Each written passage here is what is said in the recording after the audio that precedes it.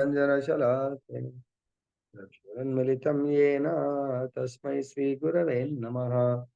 नमो विष्णुपादाय कृष्णप्रेष्ठाय भूतले श्रीमते भक्तिस्वरूपदामोदर स्वामिनिति नामिने। नमो विष्णुपादाय कृष्णप्रेष्ठाय भूतले श्रीमते भक्तिवेदान्त स्वामिनिति नामिने। नमस्ते सरस्वती देवीं गौरवाणी प्रचारिणे निर्विशेष शून्यवादी पाश्चात्य देशधारिणी। जय श्री कृष्ण चैतन्य प्रभु नित्यानंद श्री अद्वैत गदाधर शिवासदि गौर भक्त वृंदा। हरे कृष्णा कृष्णा कृष्ण हरे हरे, हरे राम राम राम हरे हरे। जय बोलो ग्रंथराज श्रीमद् भगवद गीता की जय। సో ఈరోజు మనము ఇంద్రియాలను నియంత్రించే మార్గము మరియు దాని ప్రయోజనం. ఇంద్రియాలను ఎలా నియంత్రించాలా, ఎందుకు నియంత్రించాలా ముఖ్యంగా చూద్దాం మనం.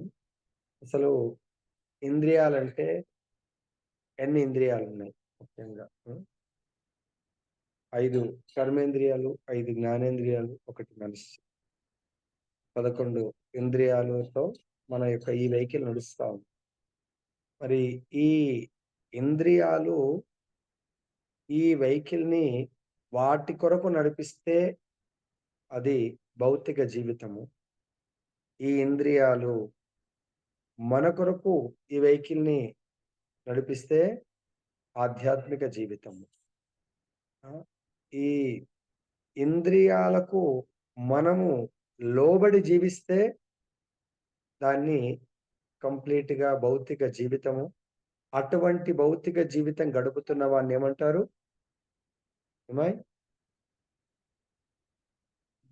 ఇంద్రియాలకు కంట్రోల్, ఇంద్రియాల అండర్లో, ఇంద్రియాలు ఎలా చెప్తే అలా జీవితాన్ని గడిపేవాడిని ఏమంటారు? గోదాసుడు. ఇంద్రియాలు మనం చెప్పిన విధంగా నడుస్తే జీవితము గోస్వామి. సో కాబట్టి ఇంక్లూడింగ్ మనస్సు, ఇవన్నీ కూడా మన కంట్రోల్లో ఉండాలి. మన కొరకు అవి పని చేయాలి. వాటి కొరకు మనము సైలెంట్ గా ఉండకూడదు. మనమైతే పని చేయం, సైలెంట్, సరే నీ ఇష్టం కానీలే అని చెప్పేసి. మనసు ఏదో చెప్తుంది కంటికి, సరే ఇప్పుడు దర్శనం ఏం చేస్తారులే, వేరే చూస్తాంలే అని చెప్పేసి ఈ దర్శనం ఆపేసి వేరే చూస్తూ ఉంటాం. ఈ కాళ్ళు టెంపుల్ కు వెళ్దామని చెప్పేసి అనుకుంటుంది. మన సత్సంగం జరుగుతూ ఉంటుంది, కాల్ చేస్తాం, ఓకే వస్తా అంటాం, అన్ని ప్రిపేర్ అవుతుంది. కాళ్ళు అంటది లేదు నేను ఆ సత్సంగకి అయితే, మనసు అంటది లేని కాళ్ళు నువ్వు ఆ సత్సంగకి వెళ్ళకు, మనం ఈ యొక్క వేరే పార్టీకి వెళ్ళాలా, ఇప్పుడే కాల్ వచ్చింది, ఆల్రెడీ ఫుల్ ప్రిపేర్ అయినాం, ఇప్పుడే కాల్ వచ్చింది. మనసు కాళ్ళకి చెప్తుంది, చేతులకు చెప్తుంది, కార్లో కూర్చున్నాము మనం, మన ఇంటి నుంచి ఇలా బయటకు రాగానే రైట్కి వెళ్తే సత్సంగ మార్గము, లెఫ్ట్కి పోతే పార్టీ మార్గం. భౌతిక ఈ ఇంద్రియాలకు మనసు అంటది అక్కడికి వెళ్తే మనకు అన్ని కట్ కట్ కట్ కట్, ఇక్కడికి వెళ్తే అన్ని మన ఇష్టానుసారము తినొచ్చు, మన ఇష్టానుసారం ఫ్రెండ్స్ అని కలవచ్చు, అన్ని అక్కడ మంచి ఏమంటది సంగీత్, నాట్య కచేరీ, పెద్ద రిసెప్షన్ పార్టీ ఉంది, ఫుల్ ఎంజాయ్ చేయొచ్చు మనము. అక్కడికి పోతే ఏముంటది, ప్రభుజీ ఒక గంట సేపు పురదినంటాడు, మళ్ళీ అక్కడ ఏదో పాటలు అంటారు, అక్కడ కూడా పాటలు ఉన్నాయి, అక్కడ కూడా పాటలు ఉన్నాయి. ఇక్కడ ఊరికే అదే హరే కృష్ణ మంత్రం, ఇక్కడ సినిమా పాటలు ఎన్నంటానే వినొచ్చు, మంచి ఇక్కడ డాన్స్ కూడా మంచిగా చేయొచ్చు, సినిమాగా అవన్నీ ఏమంటారు ఆర్కెస్ట్రా అవి ఉంటాయి, అక్కడ ఏదో ఒక అర్థాలు విధంగా ఏం చేస్తాం మనం. ఇది సో డైరెక్షన్. సో ఈ మనసు కాళ్ళకు చేతులకు ఇస్తే లెఫ్ట్ వచ్చి ఇక్కడ కూడా డాన్స్ ఉంది, ఇక్కడ పాటలు ఉన్నాయి, ఇక్కడ ఫుడ్ ఉంది, ఇక్కడ ఇంద్రియాలకు తోచినటువంటి ఫుడ్ ఉంది, రైట్ సైడ్ ఏమో ఆత్మకు తోచింది. సో ఈ ఇంద్రియాలు మన మాట విని రైట్ సైడ్ ఈ వెహికల్ ని పోనిస్తే అది గోదాసుడి జీవితము, ఆధ్యాత్మిక జీవితము. అదే లెఫ్ట్ సైడ్ పెద్ద ఫంక్షన్ హాల్, మనది కూడా ఫంక్షన్ హాల్, పెద్ద ఫంక్షన్ హాల్లో అక్కడ కూడా ఆర్కెస్ట్రా అది ఇది 56 రకాల వంటలు ఉన్నాయి, మంచి చాట్లు అవి ఇవి పిల్లకి ఏదైనా తిని కానీ అక్కడ కృష్ణుడు మాత్రం ఉండడు. ఎవరుంటారు? కృష్ణ మాయ ఉంటుంది. సో కాబట్టి అది కంప్లీట్ బద్ధ జీవితము, భౌతిక జీవితము. సో కాబట్టి ఆలోచించండి. మనకు ఇంద్రియాలను మనం కంట్రోల్ చేయనట్టయితే ఇంద్రియాలు మనని ఎక్కడికి తీసుకెళ్తాయి? నెక్స్ట్ లైఫ్ ఇటువంటి ఇంద్రియాలు కూడా దొరకనటువంటి జీవితానికి మనము పడిపోయే అవకాశం ఉంటుంది. ఎనీ టైం మనకు ఎందుకు ప్రభుజీ అలా చెప్తున్నారు అంటే, మన నెక్స్ట్ లైఫ్ రావాలి అంటే కైలాష్ జీవితంలో కైలాషుడి యొక్క ఆత్మకు తన మిత్రుడితో కలవాలా, మిత్రుడితో వెళ్ళాలి అనేది ఉండే. కాబట్టి మిత్రుడిని వచ్చినప్పుడల్లా నారదుడిని వచ్చినప్పుడల్లా సన్మానం చేసేవాడు, సత్కారం చేసేవాడు. ఆయనకు గౌరవ మర్యాదలు ఇచ్చేవాడు ఆత్మ. కానీ ఎప్పుడైతే ఆత్మని తనతో పాటు తీసుకెళ్దామంటే ఇంద్రియాలు ఒప్పుకునేవి కావు. అంతవరకు ఉంటేనే బాగుంటది. ఎందుకంటే నారదుడితోటి పోతే ఇంద్రియాల యొక్క సుఖమేడుంటది. ఇంద్రియాల యొక్క ఎక్స్‌పాన్షన్ అయినటువంటి సంతానము, భార్య, ఆస్తి ఇవన్నిటిని వదిలిపెట్టాలి. అవన్నీ కూడా ఆత్మ యొక్క ఆస్తి కాదు. ఆత్మ యొక్క డెస్టినేషన్‌కు నారదుడు తీసుకెళ్తా అంటున్నాడు. కానీ ఇంద్రియాలకు ఇంద్రియాలతో కూడుకున్నటువంటి ఈ దేహము యొక్క ఆసక్తి ఎక్కడుంది? ఈ దేహం వల్ల వచ్చినటువంటి సంతానము, దేహముతో ఎంతో కాలం నుంచి సాంగత్యం ఇస్తున్నటువంటి భార్య, తన కష్టార్జితంతో ఎంతో ఆస్తి, ఎంతో సంపదలను సంపాదించి పెట్టుకుని అవన్నీ ఇక్కడుంది. వీటిని వదిలిపెట్టాలంటే ఈ ఇంద్రియాలు ససేమిరా ఒప్పుకోవట్లేదు. కాబట్టి ఆత్మ వెళ్తా అంటే ఇంద్రియాలకంటే ఆత్మకి పెద్ద అటాచ్‌మెంట్ లేదు. సో కాబట్టి ఇంద్రియాలని మనము అన్‌లెస్ అంటిల్ కంట్రోల్ చేయకపోతే ఇంద్రియాల్ని కంట్రోల్ చేసే విధానం నేర్చుకుందాము. ఇంద్రియాలను కంట్రోల్ చేయకపోతే ఇంద్రియాలు మనల్ని ఇక్కడే ఉంచుతాయి, బంధిస్తాయి. ఇంద్రియాలు మరి నెక్స్ట్ లైఫ్ దేని మీద డిపెండ్ అయింది? ఈ ఇంద్రియాలు దేన్ని కోరుకుంటే అంటే ఏ శ్లోకంలో వస్తది? నెక్స్ట్ లైఫ్ మనకు దేని మీద డిపెండ్ అయిందనేది? చాలా సంపాదించాడు. 8.6 అనుకుంటా. తన బిడ్డలను కాపాడాలి. ప్లస్ ఈ బిడ్డల కొరకు సంపాదించిన ఆస్తిని కాపాడాలి. కాపాడడంలో ఏ జంతువు గొప్పది? కుక్క చాలా జాగ్రత్తగా కాపాడుతది విశ్వాసంతో. సో కాబట్టి కాపాడాలి. నేను వీళ్ళని కాపలా ఉండాలి. కాపలా ఏ జంతువు ఉంటది? కుక్క ఉంటది. కుక్క జన్మ తీసుకున్నాడు. అర్థమైందా? సో కాబట్టి ఇక్కడ కారణం గుణ సంగస్య ఏంటి ప్రభుజీ? అంటే మనం నెక్స్ట్ లైఫ్ పొందడానికి కారణం గుణ సంగస్య సత్ అసత్ యోని జన్మ జన్మస్య. నెక్స్ట్ జన్మలో మనం ఏదైతే అనుభవిస్తున్నామో దానికి కూడా చూడండి ఇది అది ఎలా రిలేట్ ఉంది అనేది. కారణం గుణ సంగస్య అంటే ఈ జన్మలో నేను మంచి చెడు అనుభవిస్తున్నాను కదా, దానికి కారణము లాస్ట్ లైఫ్ యొక్క కర్మలు. సో ఆ కర్మలు ఎందుకు అలా చేశాను? గుణాలు. గుణాలు ఎందుకు? సాంగత్యం. సో ఇదేమో లాస్ట్ పాయింట్. ఇప్పుడు ఇంద్రియాలు దేన్ని మెడిటేట్ చేస్తాయో అదే నెక్స్ట్ లైఫ్. ఇంద్రియాలు ఎలా మెడిటేట్ చేస్తాయి? ఇంద్రియాలు జీవితం అంతా కూడా ఏదో కర్మలు చేస్తాం. ఓకే, అది కూడా దానికి రిలేట్ అవుతుంది అనుకోండి. సో కాబట్టి మనం అన్లెస్ అంటిల్ ఇది అందరం చాలా సీరియస్ మ్యాటర్. ఎవరు అంత సీరియస్ తీసుకున్నట్టు అయితే నాకు అనిపించట్లేదు. లైఫ్ చూస్తుండగానే ఈరోజే మన మిత్రుడు ఇందాక మన లాస్ట్ మంత్ చెప్పిన అనుకుంటా, లాస్ట్ మంత్ 21st రోజు అబులింగం ప్రభుజీ అని మనం యాత్రకు వెళ్ళే రోజు వచ్చింది, ఆయన వెళ్ళిపోయాడని. దాని కొరకు ఈరోజు పిలిస్తే వెళ్ళొచ్చాను. అక్కడ కొద్దిసేపు డిస్కషన్ జరిగింది. ఆయన అన్నాడంట దానికంటే 1 డే ముందు, ఏముంది ప్రభుజీ అంతా కూడా లైఫ్, వాళ్ళ వైఫ్ జాబ్ వచ్చింది, బాబు 4th ఇయర్ చదువుతున్నాడు, ఎప్పుడు వెళ్ళిపోయినా పర్వాలేదు ప్రభుజీ. నేను అదే చాలా అట్లా అన్నాడు. సో ఆయన నిజంగానే వెళ్ళిపోయిండు. నేనన్నా నిజంగా భగవంతుని ప్రేమించేటోడు ఎప్పుడు వెళ్ళిపోవాలని కోరుకోడు ప్రభుజీ. ఈ శరీరం లాస్ట్ మినిట్, లాస్ట్ సెకండ్ వరకు భగవంతుణ్ణి సేవించడానికి కొరకు ఈ శరీరం ఉపయోగపడితే బావుంటదనుకుంటాడు. ఎందుకంటే ఈ శరీరం ఎప్పుడు వెళ్ళిపోయినట్టు ఎక్కడికి వెళ్తావు నువ్వు? అంటే శరీరం లేకుండా ప్రేతాత్మలాగా ఉంటావా? యూ వాంట్ టు బికమ్ ప్రేతాత్మ? Again you have to take one more దేహ. ఎంఎం బాపి ప్రకారం ఈవెన్ మొత్తం 100% భక్తి చేస్తేనేమో అప్పుడు కూడా భగవంతుడు అంటాడు, చనిపోయే ముందు భగవంతుడు కనబడతాడు డైరెక్ట్. ఏం కావాలి నీకు అని అడుగుతాడు నన్ను. ప్రభు మీ యొక్క సేవలో నన్ను నియుక్తం చేయండి అంతే. ఈ శరీరం అయితే ఆరో మార్పు అది నశించిపోయింది. ఇంకా ఈ శరీరం ఉండలేను నేను. అప్పుడు అంటే ఈ శరీరంతో సంపూర్ణంగా కృష్ణుడికి అర్పించే కృష్ణ చైతన్యంలో నేను నా జీవితము నెలకొల్పాననుకోండి. లాస్ట్ బ్రీత్ అప్పుడు ఇంక నాకు ఎవరు కనబడతారు? యమదూతలు కనబడతారా? లేకుంటే ఇంకెవరైనా నా పిల్లలు కనబడతారా? లేకుంటే నా వైఫ్ కనబడతారా? లేకుంటే మా ఆఫీస్ ఎవరు కనబడతారు? ఎవరు కనబడతారు నాకు లాస్ట్ బ్రీత్ అప్పుడు? కృష్ణుడు గురువు గారు, గురువు గారు కృష్ణుడు గురుజీ. సో భగవద్ దర్శనం గురువు గారు డైరెక్ట్ గా భగవంతుడి దర్శనం చేపిస్తాడు. ఆల్రెడీ పొద్దున ఒక స్టోరీ చెప్పినా అనుకుంటా, నిన్న కూడా చెప్పినా అనుకుంటా. ఒక గురువు గారు, నీ సేవ పర్ఫెక్ట్ అయిపోయింది, నీకు భగవత్ ప్రాప్తికి అర్హత సంపాదించే వాళ్ళు భగవంతుడి ప్రాప్తి దొరుకుతుంది. అప్పుడు భగవత్ ప్రాప్తి దొరుకుతుంది. అప్పుడు భగవంతుడికి స్వామి ఈ శరీరం వదిలేసి నీతో పాటు వస్తా అంటే ఏమన్నాడు? లేదు లేదు, ఈ శరీరం ఇంకా స్ట్రాంగ్ ఉంది, కొంత సేవ చెయ్యు. ఓకే ప్రభు.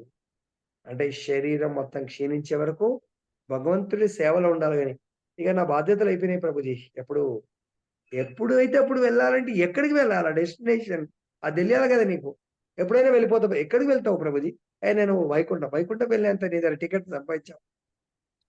నేను ఒకటే అన్నాను, నిజంగా అంత వైరాగ్యం ఉంటే, వాళ్ళ వైరాగ్యం ఉంటే, సో మీరు ఏదైనా ఒక టెంపుల్లో వెళ్ళి ఫుల్ టైమ్ గా జాయిన్ అయ్యి మంచిగా సేవ చేయాల్సి ఉంది.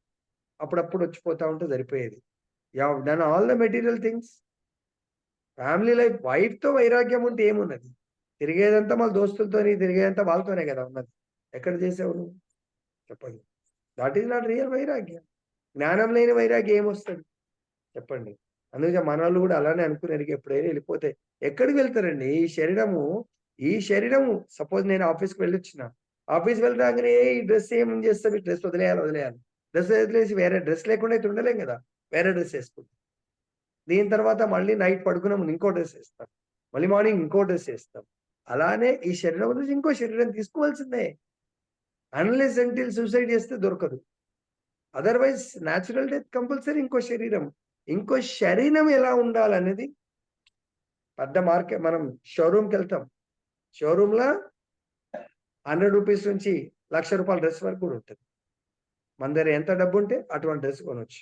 అదేవిధంగా మన దగ్గర ఎటువంటి కర్మ రెడీగా ఉంటే ఆ కర్మకు తగ్గట్టు కర్మ ఫలాన్ని అనుభవించడానికి భగవంతుడు శరీరం ఇస్తాడు.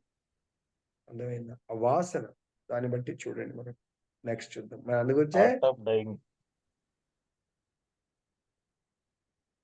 అందుగురించే తెలుసుకోండి దయచేసి. నెక్స్ట్ నాకేం కావాలా? సపోజ్ మన కూతురు పెళ్లి చేయాల, 5 ఏళ్ళకు ముందు నుంచే ప్లాన్ చేస్తే బ్రహ్మాండంగా డబ్బులు పోగు చేసి ఫస్ట్ క్లాస్ చేయొచ్చు. 1 ఇయర్ ముందు ప్లాన్ చేస్తే, 5 ఏళ్ల ముందు ప్లాన్ చేస్తే మనం కొంత ఎక్కువ డబ్బులు డిపాజిట్ చేసి బాగా చేయొచ్చు. అదే 1 ఇయర్ అంటే చాలా 5 రెట్లు తగ్గిపోతుంది. అదే 6 మంత్స్ ముందు ప్లాన్ చేస్తే ఇంకెలా ఉంటుంది? అప్పులు చేసి చేయాల్సి వస్తుంది. 1 మంత్లో మ్యారేజ్ ఫిక్స్ అవుతే ఖచ్చితంగా, అంటే మన దగ్గర అప్పటికి ఏం ప్లానింగ్ లేదంటే అప్పులు చేయడం అంటే చిరకదు. కాబట్టి మన దగ్గర ఇప్పటికన్నా ఆల్రెడీ 50% లైఫ్ అయిపోయింది. ఎప్పుడైనా ప్లాన్ చేసుకోవాలి. భగవంతుడు ఏం చెప్తే దాని ప్రకారం ప్లాన్ చేయండి. లైక్ ఎట్లయితే మా డిపార్ట్మెంట్లో ఎంట్రీ కాగానే పిఎఫ్ అనేది ఉంటుంది. పూర్వకాలం అయితే జీపీఎఫ్, ఇప్పుడు పిఎఫ్. లేకుంటే ఇంకా సేవింగ్ స్కీమ్లు ఎన్నో ఉంటాయి. పిల్లలు 22 ఇయర్స్ 23 ఇయర్స్కి మంచి ప్యాకేజ్ జాబ్ వస్తుంది. రూపాయి సేవ్ చేయలేదు అనుకోండి, మనం ఆఫీస్లో నలుగురిని తీసేసినట్టుగా. అప్పుడు వాళ్ళకు రిసెషన్ వచ్చి తీసిపడేశారు, రూపాయి లేదు, ఉల్టా అప్పులు చేసుకున్నారు. అప్పుడు వాళ్ళు ఇల్లు లాక్కుంటారు, కారు లాక్కుంటారు, సెల్ ఫోన్ కూడా లోన్ తీసుకుంటే సెల్ ఫోన్ కూడా లాక్కుంటారు. అన్ని కూడా గోల్డ్ కూడా లోన్ తీసుకుంటారు. అన్ని కూడా లాక్కొని తీసుకుపోతారు. మన రోడ్డు మీద పడిపోతాం. అలానే మన లైఫ్ కూడా లాస్ట్ సెకండ్ బ్రీతింగ్ అప్పుడు గుర్తొస్తుంది. అన్ని కూడా అప్పులంటే చెడు కర్మలు చేసి ఉన్నాము. వాటి అనుభవానికి ఆ ఎవరు కృష్ణార్పణం అనే దుర్మార్గుడికి 10 నిమిషాలు స్వర్గము, మిగతా అంతా నరకంలాగా మనకు కూడా దయచేసి గుర్తుపెట్టుకోండి. అటువంటి పరిస్థితి రాకుండా భక్తి చేయండి. నెక్స్ట్ చూద్దాం. నిశ్చయమైన బుద్ధితో క్రమంగా నెమ్మదిగా మానవుడు సమాధి స్థితిని పొందవలెను. ఆ విధంగా మనస్సును ఆత్మయందే స్థిరము చేసి అతడిక దేనిని గూర్చిను చింతింపరాదు. ఈ 11 ఇంద్రియాలకు బాస్ మనస్సు. కాబట్టి ఎప్పుడైతే మనస్సు ఆత్మయందు స్థిరమవ్వటము అంటే ఆత్మ చెప్పినట్టుగా మిగతా 10 ఇంద్రియాలకు ఇన్స్ట్రక్షన్స్ ఇవ్వటము.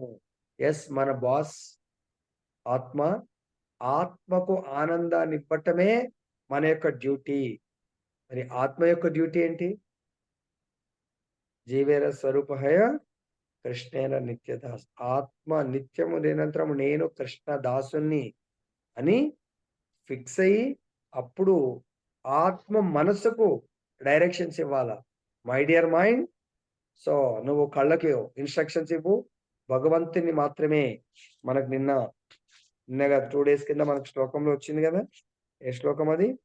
18th శ్లోకంలో భాష్యంలో వచ్చింది అంబరీష్ మహారాజ్ది. 9 పాయింట్స్ శ్రీమద్ భాగవతం 9.4.18-20.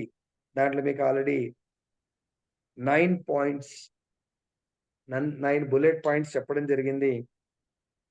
మన మనస్సు కృష్ణుడి పాద పద్మాల యందు చెంత నిలపాలి. నంబర్ 1. రెండవది, మన నాలుక భగవంతుడి యొక్క నామరూప గుణ లీలలను వర్ణించడం యందు మన నాలుకను నిత్యము నిరంతరము నియుక్తం చేయాలి. తర్వాత మూడవది, మన హస్తములను చేతులను భగవంతుడి యొక్క మందిరాన్ని శుభ్రం చేయుటయందు, భగవంతుడి ప్రసాదాన్ని ప్రిపేర్ చేయటం ముందు, భగవంతుడికి అలంకారం చేయుటయందు, సో భగవద్భక్తులను సేవించుటయందు ఉపయోగించండి. ఈ కర్ణములను భగవంతుడి యొక్క అచ్యుతుని లీలలను శ్రవణము చేయుటయందు, చక్షువులను భగవంతుని ఆ దివ్యమంగళ స్వరూపాన్ని వీక్షించడమందు, తర్వాత ఈ దేహాన్ని ఇతర భక్తుల యొక్క దేహాలను స్పృశించుటయందు, తర్వాత ఈ నాసికను భగవంతుడికి అర్పించినటువంటి సువాసన గల ఫ్లవర్స్ ని వాసన చూచుటయందు, తర్వాత ఈ జిహ్వను రెండవ డ్యూటీ ఏంటంటే భగవంతుడికి అర్పించినటువంటి తులసిని రుచి చూడడం నందు, లాస్ట్ గా ఈ యొక్క పాదాలను భగవంతుడి యొక్క తీర్థ స్థలాలకు దర్శించుటయందు నియుక్తం చెయ్యండి. ఆ విధంగా మనము మన ఇంద్రియాలను కంట్రోల్ చేయగలుగుతాము. నెక్స్ట్, దృఢ విశ్వాసం మరియు బుద్ధితోనూ మానవుడు క్రమంగా ఇంద్రియ కర్మ నుండి విరమింపవలను. ఎప్పుడైతే ఈ 9 ఫార్ములాస్ మనం ఎప్పుడైతే పాటిస్తామో మనకు తెలియకుండానే ఇంద్రియాల నుంచి, ఇంద్రియ భోగాల నుంచి మనము ఆటోమేటిక్గా కర్మలు, ఇంద్రియాలు చేసేటువంటి భౌతిక కర్మల నుండి మనము రిటైర్మెంట్ తీసుకోవచ్చు, విరమించవచ్చు. ఇది ప్రత్యాహారం. ధ్యాన యోగంలో ప్రత్యాహారం అంటాం. ప్రత్యాహారం అంటే విరమించటము. అర్థమైందా? అనగా విశ్వాసం చేతను, ధ్యానం చేతను, ఇంద్రియ కర్మల విరమణ చేతను నియంత్రింపబడిన మనస్సు సమాధి పొందవలను. ప్రత్యాహారం తర్వాత మళ్ళీ ధ్యానము. ధ్యానం అంటే ఏకాగ్రత. దాని తర్వాత మళ్ళీ సమాధి స్థితికి. ఎప్పుడైతే సమాధి స్థితి అనేది కూడా ఆల్రెడీ మనము నిన్న ఎన్ని రకాల సమాధి స్థితులు ఉంటాయని చెప్పాము?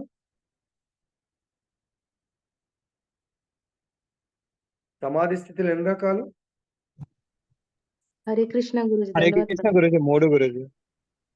సమాధి స్థితి 3 రకాల. ఆ సమయంలో భౌతిక జీవిత భావన యందు ఆసక్తి కలిగి ఉండుట అనేది భయము ఏమాత్రము కలగదు. సమాధి స్థితి అంటే లాస్ట్ స్టేజ్. అక్కడ ఇంకా భౌతిక స్థితికి మళ్ళీ పడిపోయే ఛాన్స్ ఉంటదంటే ఉండదు. ఆ స్థితికి ఎదిగిన వాడు. అక్కడ భయం ఉండదు. ఎందుకు? అభయ చరణార విందుడి కొరకు ఆయన ఈ భౌతిక వాంఛలను, ఈ మన ఇంద్రియాలను కంప్లీట్ ఆధ్యాత్మికతలో నియుక్తం చేస్తాను.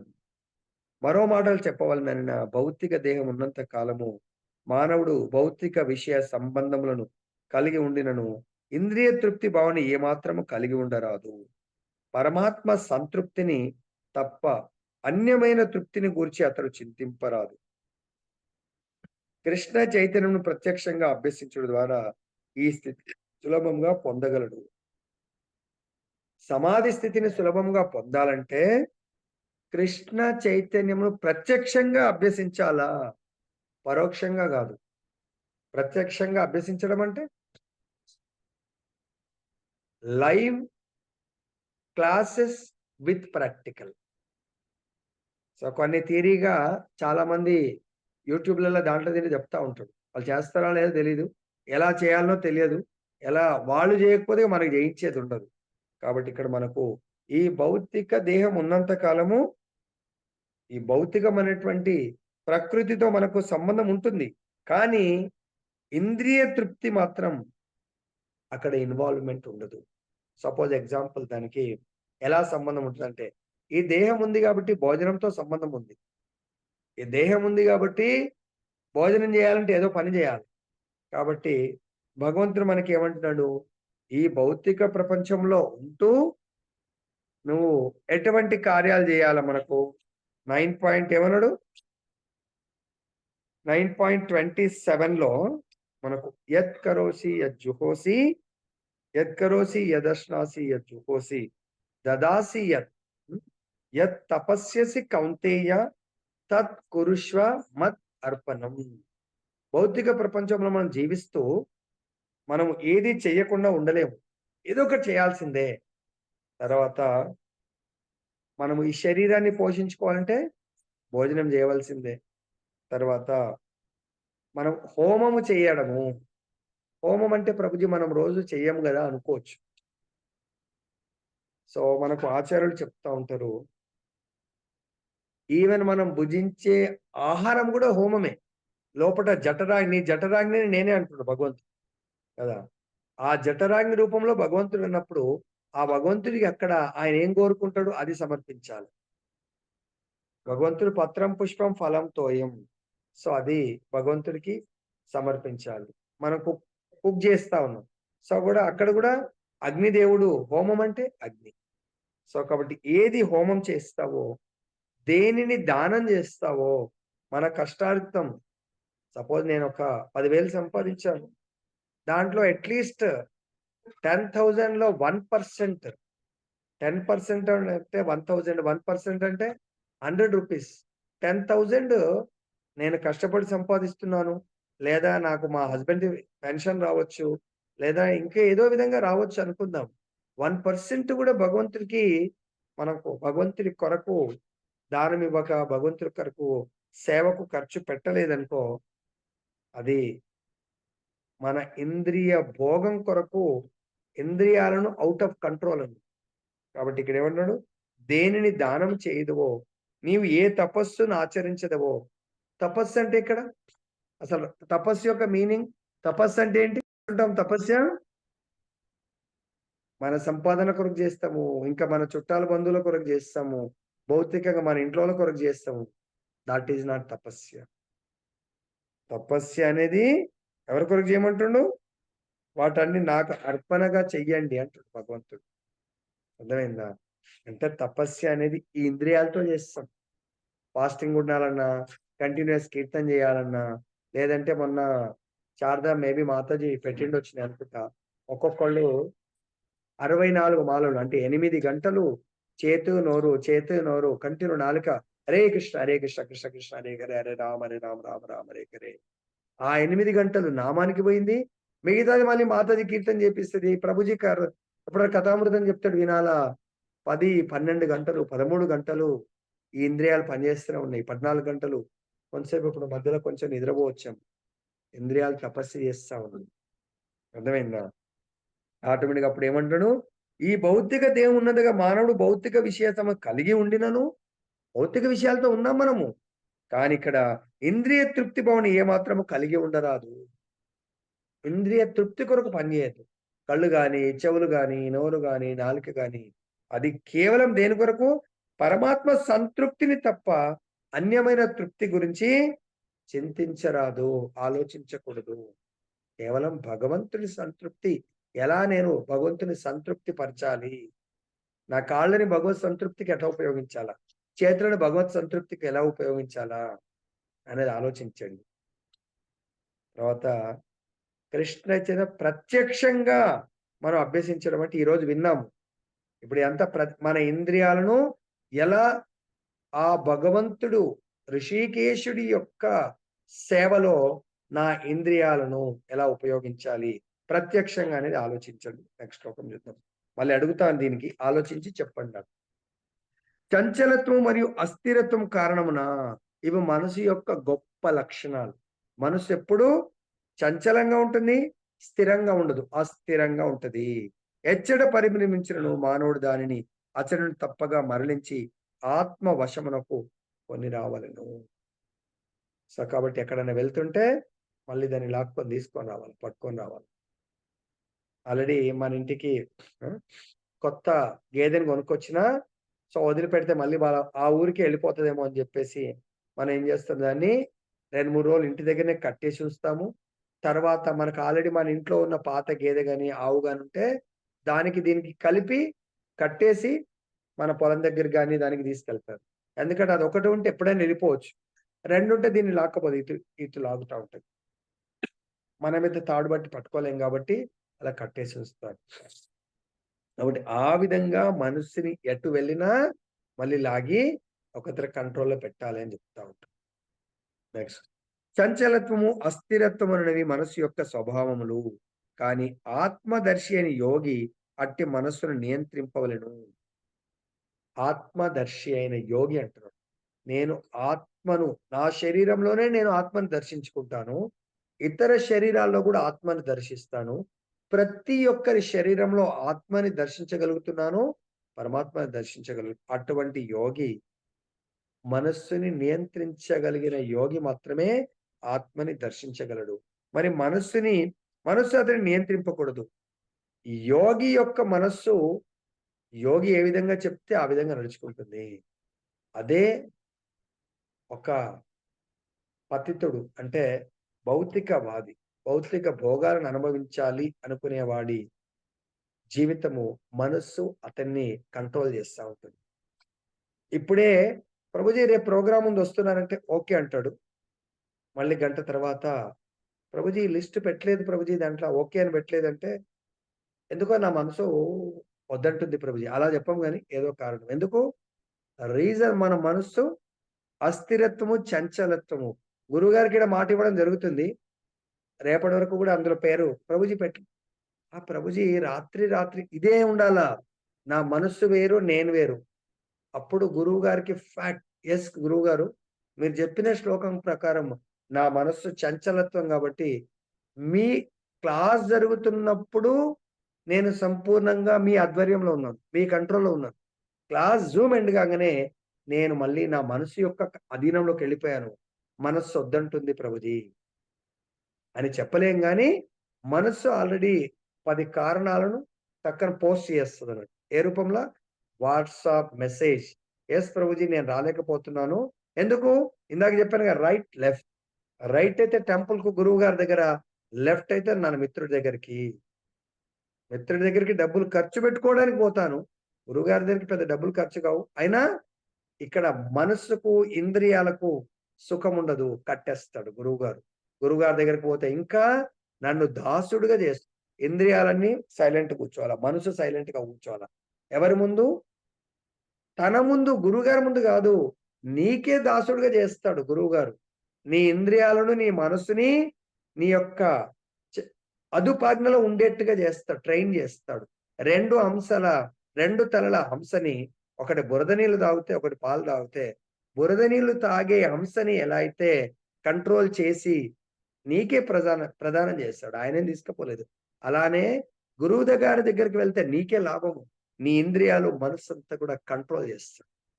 మనం రావట్లేదు అంటే అనుకోవాలా, ఓహో నా మనస్సు మాట నేను వింటున్నాను, నేను నా మాట నా మనస్సు వినట్లేదు. ఎందుకు? గురువు గారి దగ్గర వెళ్ళలేదు, భగవంతుడి దగ్గర వెళ్ళలేదు అంటే నేను ఇంద్రియాలకు దాసునయ్యాను. సో నాకు ఇంద్రియాలు దాసులు కావాలి, కానీ కాలేకపోతున్నాను. మనస్సు అతనిని నియంత్రింపకూడదు. మనస్సును నియంత్రించిన వాడు తద్వారా ఇంద్రియాలను కూడా నియంత్రించువాడు. అతన్ని గోస్వామి లేదా స్వామి అంటారు. చాలా మంది స్వామి స్వామి అంటారు, కానీ ఆయన ఇంద్రియాలు ఎట్లా చెప్తే అట్లా వింటాడు. ఆయన యొక్క ఫ్యామిలీ ఇంద్రియాలు ఎట్లా చెప్తే అట్లా వింటాడు. ఆయన చుట్టాలు బంధువుల ఇంద్రియాలు ఎట్లా చెప్తే అట్లా వింటాడు. ఆయన మాత్రం స్వామి అని పేరు పెట్టుకుంటాడు. లాభం లేదు. ఆ పేరుకు ఆయన యొక్క బిహేవియర్కు నడవడికకు ఎట్టి సంబంధం లేదు. అర్థమైందా? ఎందుకు? ఆయన కూడా అంటాడు, ఆయన కూడా నేను అడ్డుపోతున్నా ఇటుపోతున్నా, ఓకే, కానీ అక్కడ వెళ్ళిన ఫలితము ఈరోజు మా మాతాజీ కృష్ణవేణి మాతాజీ పెట్టి ఉంటదేమో, చూస్తాం మనం, అది కూడా కంపేర్ చేద్దాం. అట్లుగాక మనస్సు చేతనే నియంత్రింపబడేది వాడు గోదాసుడు లేక ఇంద్రియ దాసుడు అని పిలువబడును. ఇంద్రియముల వలన కలిగే సుఖ పరిమాణమును గోస్వామి ఎరుగును. కనుకనే ఆధ్యాత్మిక ఆనంద భావనలో అతని ఇంద్రియములు ఋషికేశుని ఇంద్రియములకు ప్రభు అయిన శ్రీకృష్ణుని సేవ యందు నెలకొని ఉండును. ఆ విధంగా పవిత్రములైన ఇంద్రియములతో శ్రీకృష్ణుని సేవించుటే కృష్ణ చైతన్యం అనబడును. కృష్ణ చైతన్యం అంటే పవిత్రమైనటువంటి ఇంద్రియాలతో, అంటే మనసు కూడా పవిత్రంగా ఉండాలా. ఏదో అపవిత్రమైన మనసుతో, అపవిత్రమైనటువంటి ఇంద్రియాలతో భగవంతుని సేవించకండి. యోగాలో కూడా యమ నియమలో శుచి శుభ్రత అని ఉంటుంది. మన దాంట్లో కూడా ప్రభుపాద చెప్తాడు, క్లీన్లీనెస్, దెన్ నెక్స్ట్ గాడ్లీనెస్. కాబట్టి దయచేసి పవిత్రంగా చేసుకోండి. ఇంద్రియాలన్నీ పవిత్రం అయినప్పుడే మనం భగవంతుని పవిత్ర మనసుతో సేవ చేయగలుగుతాం. పవిత్రం చేయడానికి ఒక పొద్దున కూడా వచ్చింది. సన్యాసి కలియుగంలో ద బెస్ట్ ప్రాసెస్ ఏంటి? సన్యాసికి ఉత్తమ మార్గము, ఉత్తమ విధానం సన్యాస జీవితానికి శ్రవణం, భగవంతుడి యొక్క కథా శ్రవణం, కృష్ణుని సేవించే కృష్ణ చైతన్యమును ఇంద్రియమును పూర్తి అధీనంలోకి తెచ్చుకొనుటకు ఇదే ఉత్తమ మార్గము. అది యోగాభ్యాసపు అత్యున్నత పరిపూర్ణత్వమైన స్థితి. దీనికి మించినది మరి ఒకటి లేదు. కాబట్టి యోగి ఆరు భక్తుడు ఇంద్రియ సుఖాన్ని తుచ్చంగా భావిస్తాడు, ఆత్మ సుఖాన్ని ఉన్నతమైనదిగా భావిస్తాడు. ఆత్మ సుఖం అంటే ఆత్మానందం, పరమాత్మని, ఆ భగవంతుణ్ణి ఈ ఇంద్రియాలతో సంపూర్ణంగా ఇందాక చెప్పినట్టుగా ప్రతి ఇంద్రియాన్ని భగవత్ సేవలో నియుక్తం చేసినప్పుడు ఆత్మ అత్యంత ఆనందంలో ఉంటుంది. కానీ భగవత్ సేవకు దూరం ఉండి ఈ యొక్క దేహ సేవ, ఇంద్రియాలు తన ఇంద్రియ పోషణార్థము ఇంద్రియ సుఖాలను అనుభవించిన భగవత్ సంబంధము లేనటువంటి, భగవంతుడికి అప్రీతికరమైనటువంటి భోగాలను అనుభవించడంలో ఇంద్రియాలు నియుక్తమైతే దానంత దుర్భరమైనటువంటి దుఃఖపూరితమైనటువంటి జీవితం ఇంకోటి ఉండదు అని ఆత్మ చాలా దుఃఖాన్ని అనుభవిస్తుంది. కాబట్టి మనందరికి ఇక్కడ ఇంతటితో ముగించి, రేపు మనకు అత్యంత మంచి రోజు, రేపు చాతుర్మాస్యము పౌర్ణమి రేపు స్టార్ట్ అవుతుంది. రేపటి నుంచి ఈ రోజు చూడండి భగవంతుడు ఎటువంటి శ్లోకం ఇచ్చాడు. ఇంద్రియాలని పవిత్రము చేసుకునేటువంటి రోజు ఆసన్నమైంది. అట్లీస్ట్ ఈ 4 నెలలు ఇంద్రియాల యొక్క భోగాలకు లాక్ వేయండి.